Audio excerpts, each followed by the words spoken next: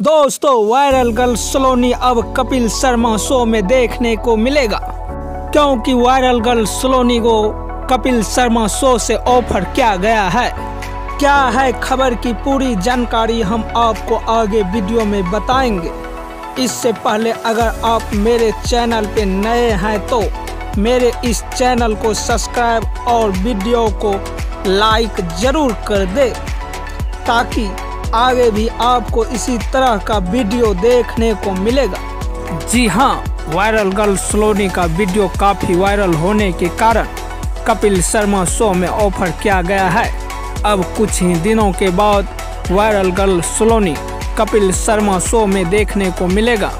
Viral girl सलोनी का कहना है, आप लोगों का आशीर्वाद चाहिए, जिससे हम और भी आगे बढ़ सके और दुनिया में नाम कमा सके। आप लोगों का आशीर्वाद ही मेरा काम होगा।